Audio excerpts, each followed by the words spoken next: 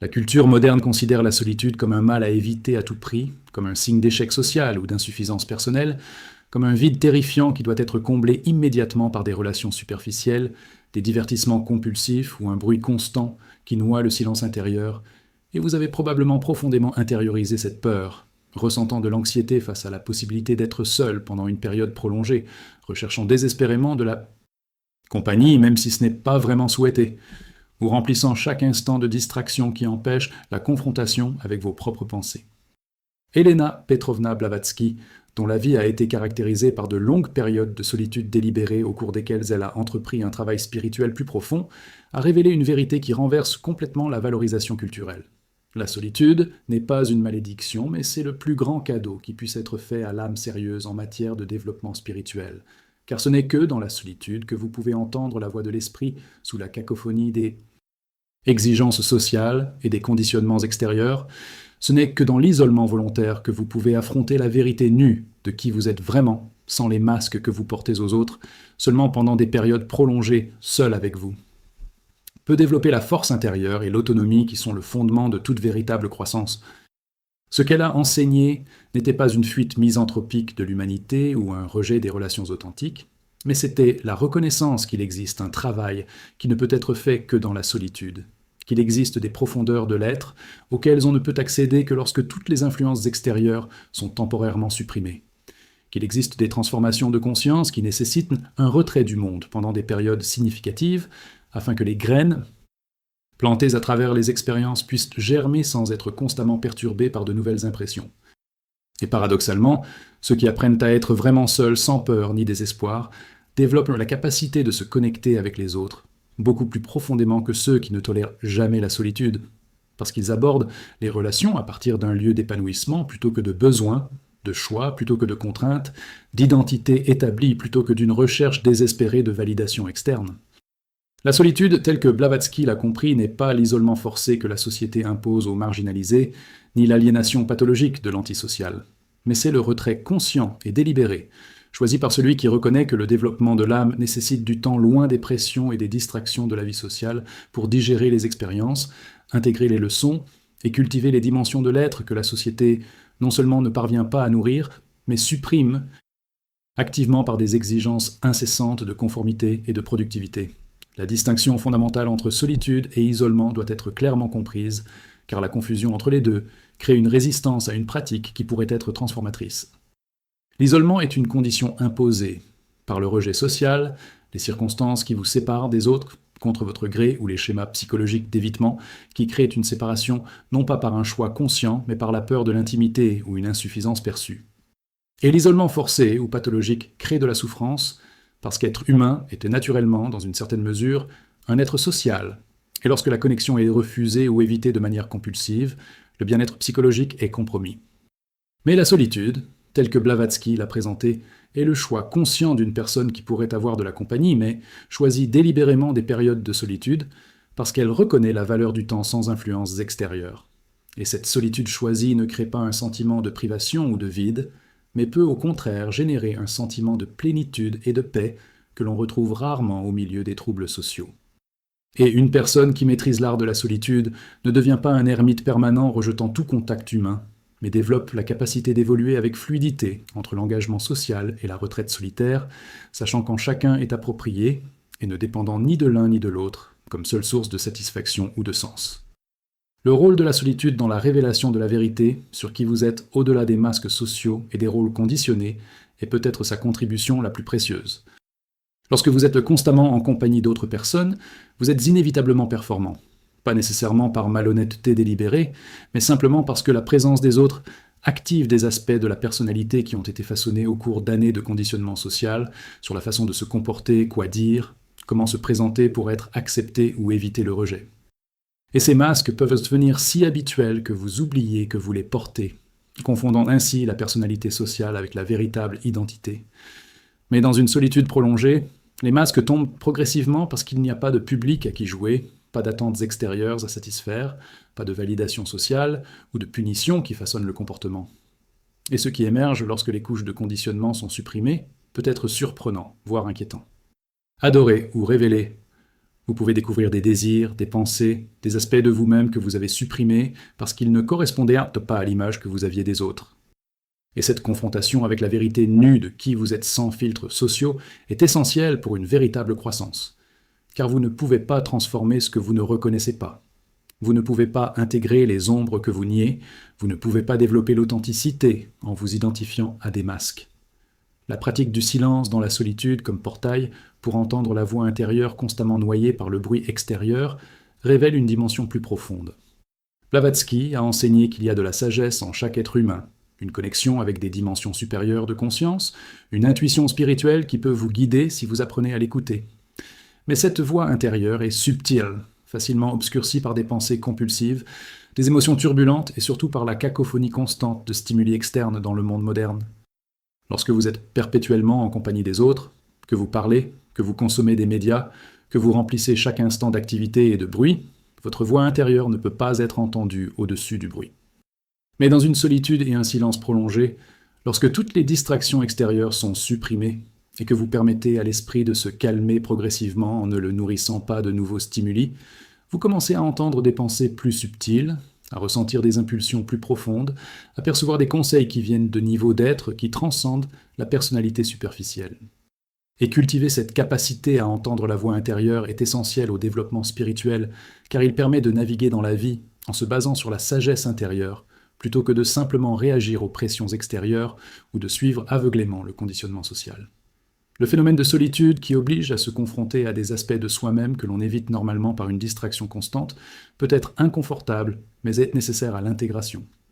Lorsque vous êtes seul, sans distraction, vous ne pouvez pas échapper aux pensées dérangeantes, aux souvenirs douloureux et aux émotions difficiles en tournant simplement votre attention vers quelque chose d'extérieur.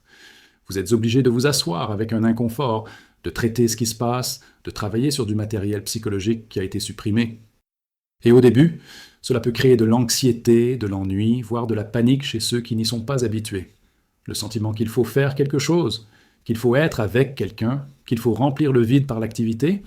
Mais si vous persistez malgré l'inconfort initial, plutôt que de fuir vers les distractions, il existe un passage où l'agitation se calme, où vous commencez à accepter votre propre compagnie, où le silence devient non menaçant mais réconfortant. Et de ce lieu d'acceptation peuvent naître des idées profondes, la résolution des conflits internes et une paix qui ne dépend pas de circonstances extérieures. La question de l'autonomie émotionnelle qui se développe à travers la pratique régulière de la solitude transforme complètement la qualité des relations. Lorsque vous n'êtes jamais à l'aise seul, vous entrez dans une relation par nécessité. Vous avez besoin d'un autre pour combler le vide, pour fournir une validation, pour éviter une confrontation avec une solitude terrifiante. Et ce besoin crée une dépendance malsaine, de la jalousie lorsque l'attention est portée aux autres, une peur de l'abandon qui peut se manifester par du contrôle ou de la possessivité. Mais lorsque vous avez développé la capacité d'être véritablement bien seul, de trouver l'épanouissement et la paix dans votre propre entreprise, vous entrez dans des relations par choix, plutôt que par nécessité. Vous voulez la compagnie d'un autre, mais vous n'en avez pas besoin pour vous sentir complet. Vous appréciez la connexion, mais n'en avez pas désespérément besoin. Vous pouvez lâcher prise sans vous effondrer, car l'identité et le bien-être ne dépendent pas de la présence d'un autre. Et paradoxalement, cette indépendance permet une intimité beaucoup plus profonde, car vous pouvez être vulnérable et ouvert, sans crainte de vous perdre. Vous pouvez donner librement, sans attendre de retour. Vous pouvez permettre à un autre d'être libre, parce que vous n'avez pas besoin de le contrôler pour maintenir votre propre stabilité. Le rôle de la solitude dans la digestion des expériences et l'intégration des leçons est souvent sous-estimé. La vie dans la société moderne est caractérisée par une stimulation constante, toujours de nouvelles expériences, de nouvelles informations, de nouvelles rencontres, arrivant à un rythme rapide qui ne permet pas un traitement adéquat. Et lorsque vous absorbez perpétuellement de nouvelles choses sans avoir le temps de les intégrer, les expériences restent à la surface, sans pénétrer profondément, les leçons potentielles ne sont pas extraites, et il y a une accumulation d'impressions non digérées qui crée confusion et fragmentation. Mais les périodes de solitude offrent un espace pour ruminer ce que vous avez vécu, pour réfléchir au sens, pour relier des points entre des expériences apparemment sans rapport, pour permettre aux idées d'émerger à leur propre rythme plutôt que d'être poussées vers autre chose. Et ce processus de digestion est essentiel pour transformer les expériences brutes en véritable sagesse, pour consolider les apprentissages et pour intégrer ce qui a été vécu dans une structure cohérente de compréhension plutôt que dans une collection fragmentée de souvenirs déconnectés. La pratique de la contemplation solitaire comme forme de développement spirituel a une longue tradition à travers les cultures. Ermites dans les grottes, moines dans les cellules, mystiques en retraite prolongée, tous reconnaissant qu'il existe des dimensions de la réalité auxquelles on ne peut accéder que lorsque l'esprit est complètement immobile et libre de perturbations extérieures. Blavatsky elle-même a passé des années au Tibet et dans d'autres endroits éloignés dans des études et des pratiques intensives qui nécessitèrent de s'isoler des distractions ordinaires de la vie sociale.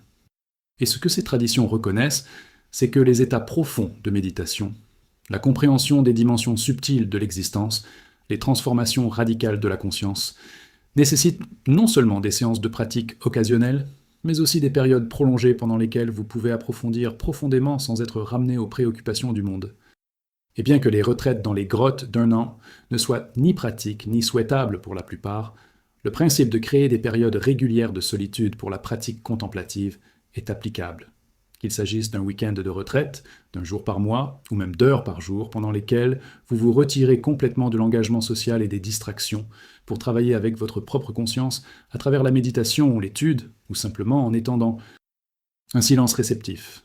Le phénomène de créativité s'épanouissant dans la solitude révèle que les processus créatifs nécessitent un espace interne difficile à maintenir dans un contexte de demande sociale constante. Les écrivains, les artistes et les penseurs tout au long de l'histoire ont souvent recherché la solitude pour accomplir un travail plus profond, car la véritable création nécessite l'accès à des niveaux de conscience perturbés par une interaction sociale constante. Lorsque vous êtes seul, sans distraction, votre esprit peut vagabonder librement, établir des connexions inattendues, accéder à une inspiration qui vient de sources plus profondes que la pensée consciente ordinaire. Et si la collaboration et l'échange social ont leur place dans le processus créatif, il existe également un besoin de temps seul, où vous pouvez développer des idées sans influence ni jugement extérieur, où vous pouvez suivre des impulsions créatives sans avoir à expliquer ou justifier, où vous pouvez échouer et expérimenter sans public. La question de la solitude permettant le développement d'une force intérieure qui ne dépend pas d'une validation ou d'un soutien extérieur est cruciale pour la maturité spirituelle. Lorsque vous êtes habitué à toujours avoir d'autres personnes autour de vous, pour obtenir de l'approbation, des conseils, du réconfort, vous développez une dépendance qui vous maintient faible. Mais lorsque vous êtes contraint, dans la solitude, de relever des défis sans vous tourner immédiatement vers les autres, de gérer vos émotions sans chercher constamment à vous rassurer, de prendre des décisions basées sur votre propre jugement plutôt que sur le consensus du groupe, vous développez des muscles d'autonomie qui sont essentiels pour naviguer de manière indépendante dans la vie. Et cela ne signifie pas rejeter complètement l'aide ou la connexion des autres, mais cela signifie que vous ne dépendez pas d'eux, que vous pouvez fonctionner et vous épanouir même lorsque vous êtes temporairement isolé du soutien extérieur. Le rôle de la solitude dans la rupture de la dépendance à l'égard de l'approbation extérieure en tant que source d'estime de soi révèle une profonde libération. Lorsque vous êtes constamment en société, il existe une tentation perpétuelle de mesurer la valeur par la façon dont les autres réagissent à vous, s'ils vous approuvent, s'ils vous admirent, s'ils désirent de la compagnie. Et cette dépendance à l'égard de la validation externe crée une énorme vulnérabilité, car l'estime de soi fluctue en fonction des opinions et des humeurs des autres. Il n'y a jamais de réelle stabilité, il y a toujours de l'anxiété à l'idée d'être rejeté ou jugé. Mais dans une solitude prolongée, où il n'y a personne d'autre à impressionner ou à rechercher l'approbation, vous êtes obligé de trouver de la valeur en vous-même, indépendamment des réflexions extérieures. Et au début, il peut y avoir une crise lorsque vous réalisez à quel point vous étiez dépendant de la validation. Mais à travers cette crise, un sentiment de valeur peut émerger qui vient de l'intérieur, basé sur l'intégrité, sur le fait de vivre selon vos propres valeurs, sur le développement de qualités que vous appréciez, que les autres le reconnaissent ou non. Et cette indépendance du jugement extérieur est une marque de maturité spirituelle que Blavatsky considérait comme essentielle. La pratique consistant à utiliser la solitude pour cultiver une observation détachée de ses processus mentaux et émotionnels développe une capacité métacognitive essentielle. Lorsque vous êtes seul, en silence, sans distraction, vous pouvez commencer à observer les pensées qui vont et viennent sans vous identifier à elles. Vous pouvez être témoin des émotions qui coulent sans être submergé par elles. Vous pouvez développer une conscience des schémas que vous opérez normalement inconsciemment. Et cette capacité à être un observateur de ses propres processus internes plutôt que d'être complètement immergé et identifié à eux est le fondement de la liberté. Lorsque vous reconnaissez que ce ne sont pas les pensées ou les émotions mais la conscience qui en sont témoins, il y a de la place pour le choix plutôt que pour une réaction compulsive, il y a la possibilité de transformation plutôt que de répétition mécanique de schémas. PSS. Et développer ce témoignage intérieur nécessite de pratiquer dans la solitude, où il y a suffisamment d'espace et de calme pour cultiver ce genre d'attention subtile. Le phénomène de solitude, révélant à quel point l'identité a été construite en réaction aux autres plutôt qu'en choix authentique, peut être une révélation choquante mais libératrice. Lorsque vous êtes seul pendant une longue période, vous commencez peut-être à vous demander « Combien de mes préférences sont authentiques ou adoptées pour appartenir à un groupe ?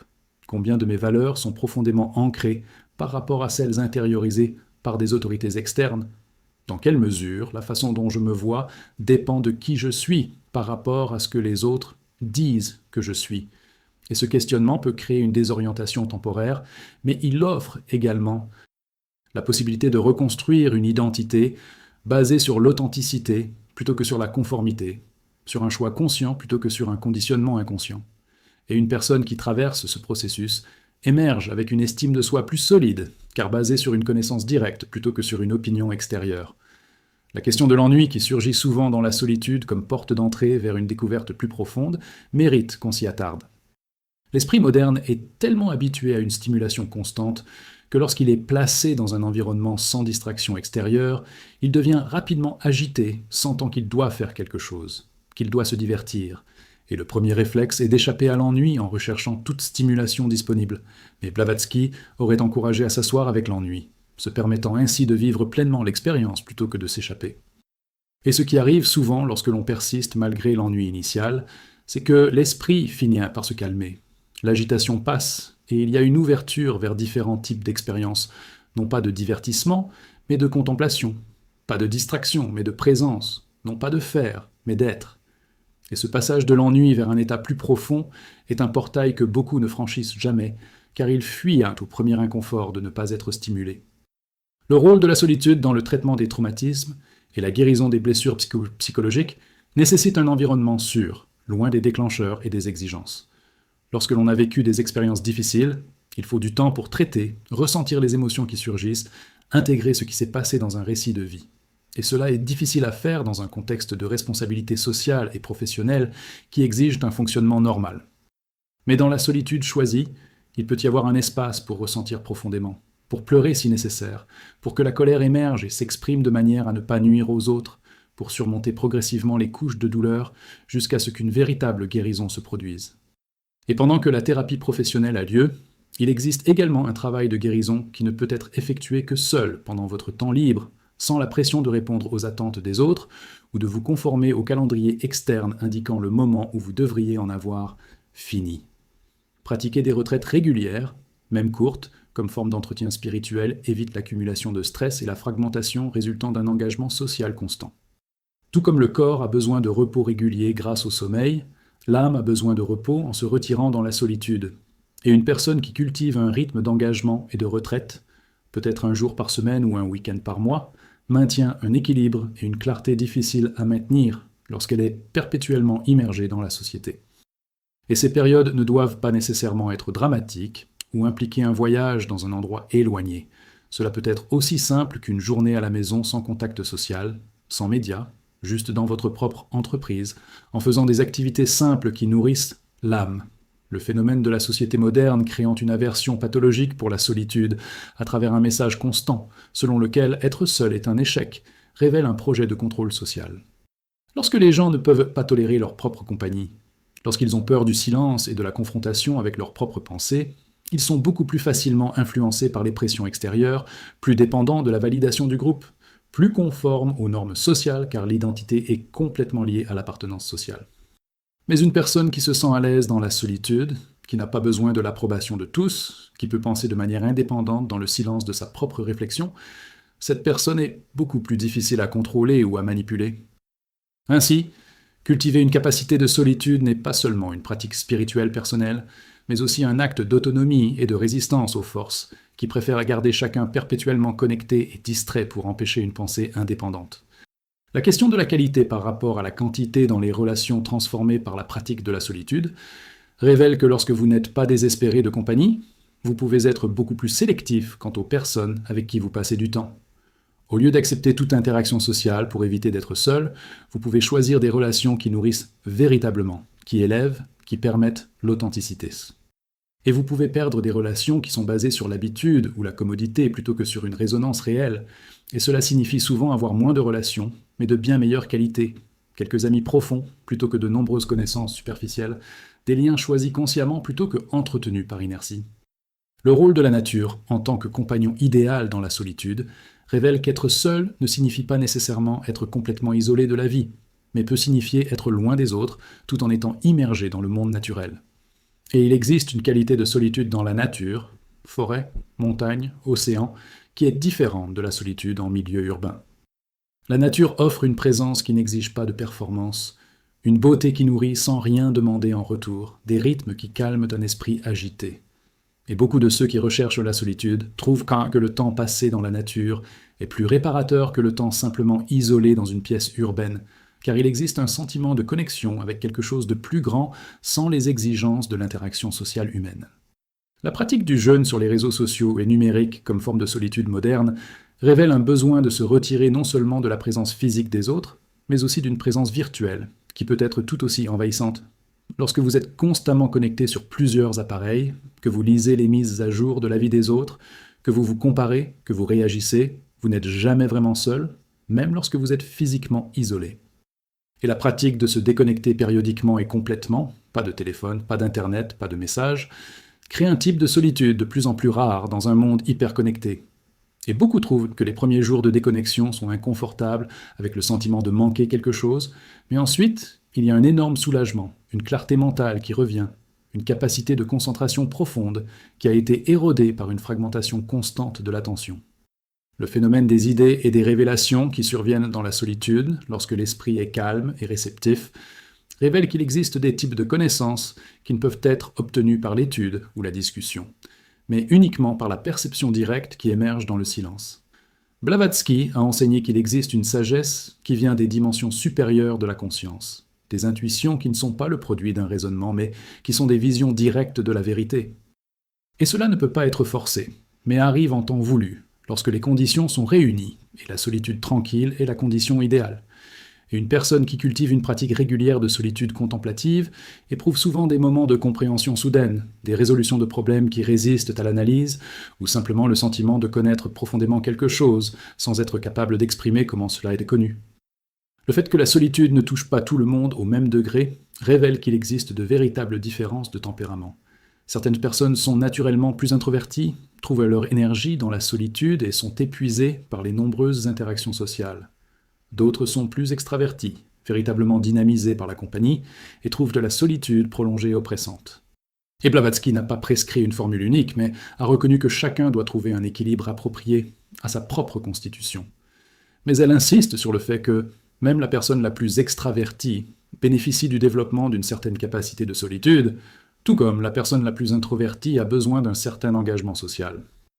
Et l'idéal n'est pas extrême, mais c'est la flexibilité, de pouvoir se déplacer entre les états en fonction des besoins, au lieu d'être figé dans un seul en raison du tempérament ou de la peur. Le rôle de la solitude dans la mort de l'ego et la renaissance vers une identité plus authentique implique un processus qui peut être douloureux mais transformateur.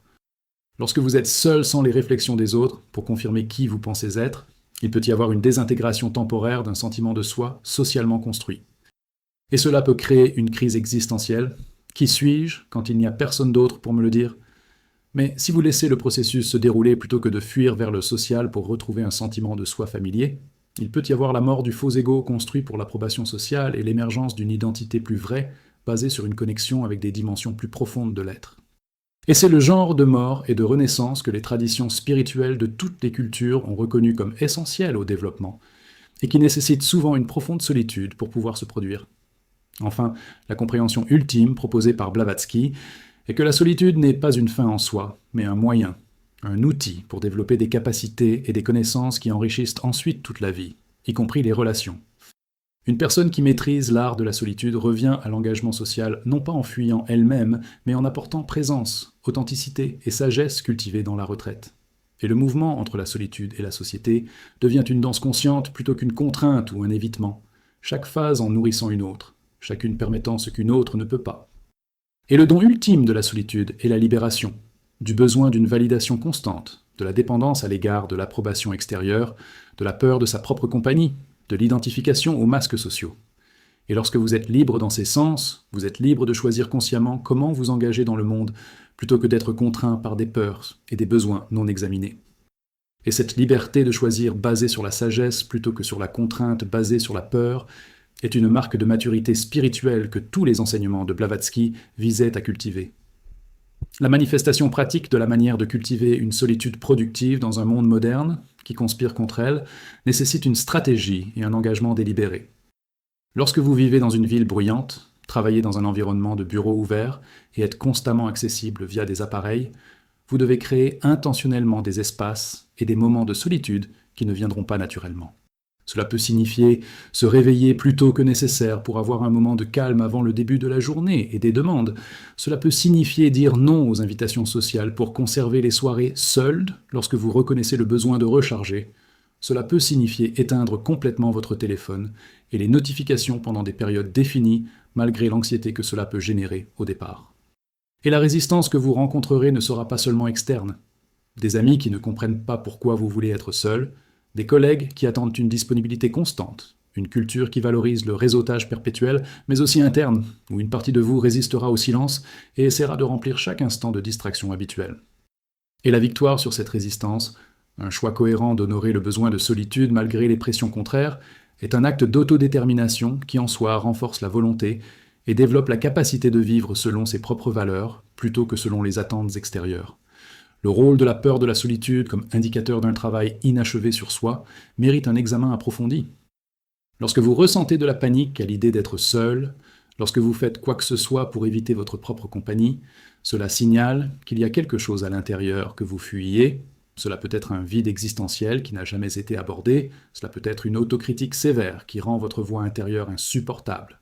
Cela peut être des souvenirs refoulés ou des émotions qui menacent d'en faire surface lorsqu'il n'y a pas de distraction. Et même si l'évitement peut fonctionner temporairement, le problème sous-jacent ne disparaît pas, mais grandit dans l'obscurité de la non-reconnaissance.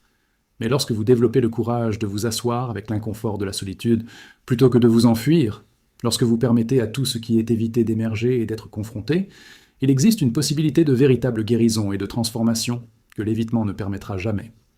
Et souvent, ce que vous découvrez lorsque vous affrontez enfin ce que vous évitiez, c'est que ce n'était pas aussi terrible que l'imagination le prétendait, que vous disposez de ressources pour faire face que vous ne saviez pas avoir, et que la libération de ne plus porter le fardeau de l'évitement constant vaut infiniment plus que l'inconfort temporaire de la confrontation. La question de la différence entre une solitude saine et un isolement pathologique nécessite un discernement permanent. Une solitude saine est choisie consciemment. Vous avez le sentiment de nourrir un aspect important de votre être, et lorsque vous revenez à l'engagement social, vous vous sentez renouvelé plutôt que plus aliéné. Mais lorsque la solitude devient une évasion permanente de toute relation, lorsqu'elle est basée sur la peur ou le ressentiment envers les autres, lorsqu'elle conduit à une détérioration de la santé mentale plutôt qu'à l'épanouissement, cela signale que vous avez franchi la ligne d'un isolement pathologique qui nécessite une intervention. Et les signes incluent une perte d'intérêt pour les activités que vous aimiez auparavant, des difficultés croissantes à fonctionner dans des situations sociales lorsqu'elles sont nécessaires, des pensées selon lesquelles les autres sont tous contre vous, ou que vous êtes fondamentalement défectueux d'une manière qui rend la connexion impossible. Et lorsque ces signes apparaissent, demander l'aide d'un thérapeute ou faire confiance à un ami proche s'avère essentiel, car il y a une différence entre un retrait sain qui renforce et un retrait pathologique qui se détériore. Le phénomène des sociétés traditionnelles ayant des structures qui honoraient le besoin de solitude à travers des rites de passage, des retraites spirituelles ou des périodes de jeûne solitaire révèle que les cultures anciennes comprenaient une valeur que la modernité a oubliée. Un jeune envoyé seul dans une forêt ou une montagne pendant des jours ou des semaines dans le cadre de sa transition vers l'âge adulte, un praticien spirituel partant en retraite de 40 jours, une personne en deuil autorisée et même encouragée à subir une période d'isolement pour gérer sa perte. Autant de reconnaissances institutionnalisées, selon lesquelles il y a des moments dans la vie où la solitude n'est pas un luxe, mais une nécessité. Et la perte de ces structures dans la société moderne signifie que les individus doivent créer leurs propres opportunités de retraite, plutôt que de bénéficier du soutien culturel, voire de les imposer.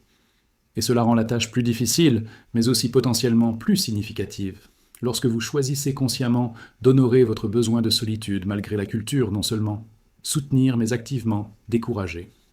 La pratique consistant à utiliser la solitude pour cultiver des relations avec les dimensions spirituelles de la réalité qui sont obscurcies par une concentration constante sur le matériel et le social révèle un potentiel de transformation. Blavatsky a enseigné qu'il existe des niveaux de réalité qui transcendent le physique, qu'il existe une conscience supérieure au sein de chaque être humain, qu'il existe une connexion possible avec la sagesse universelle qui ne provient pas de sources extérieures. Et l'accès à ces dimensions nécessite du calme, de la réceptivité et du temps, loin des exigences du monde ordinaire. Lorsque vous êtes perpétuellement engagé socialement et matériellement, l'attention est toujours dirigée vers l'extérieur, et les dimensions intérieures et supérieures restent sous-développées et inaccessibles. Mais dans la solitude contemplative, vous pouvez tourner votre attention vers l'intérieur. Vous pouvez commencer à percevoir des aspects plus subtils de votre propre conscience.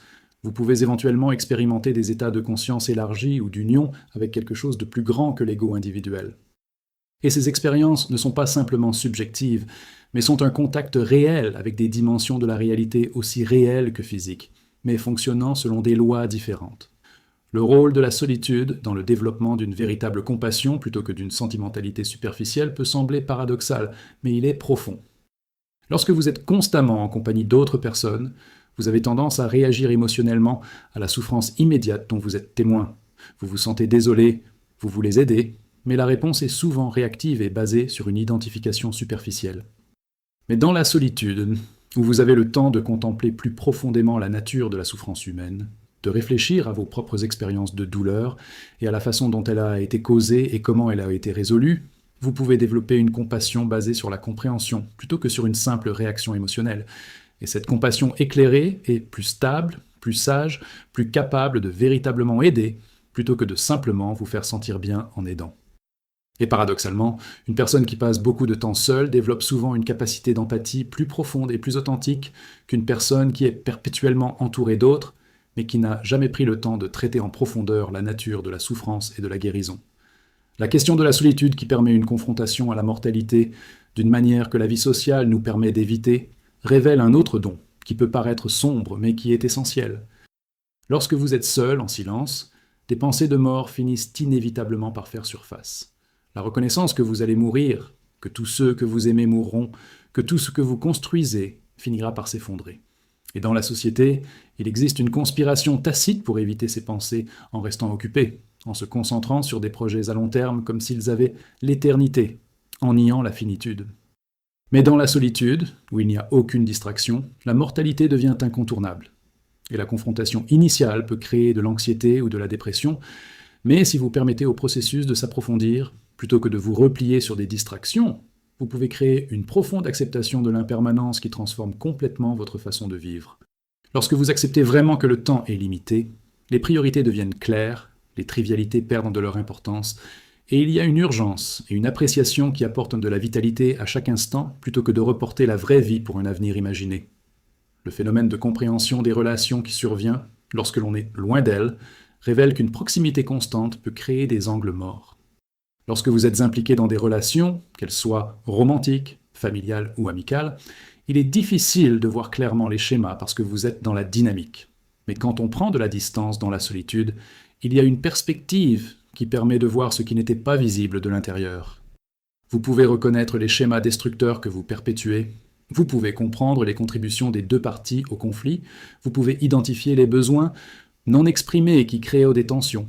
Et cette clarté qui vient de loin permet souvent de renouer avec des relations, avec des intuitions qui transforment des dynamiques qui semblaient intransigeantes lorsqu'on y était complètement immergé. La pratique, consistant à maintenir la simplicité matérielle pendant les périodes de solitude comme moyen de réduire les distractions extérieures, révèle que l'environnement physique affecte la qualité de l'expérience intérieure. Lorsque vous êtes dans une retraite solitaire, entouré de biens, de technologies et d'options de divertissement, vous êtes constamment tenté de consacrer votre temps à des activités qui vous empêchent de vous plonger dans une véritable solitude. Mais lorsque l'environnement est intentionnellement simple, espace minimal, possession minimale, distraction supprimée, il est moins possible d'échapper à la confrontation avec sa conscience.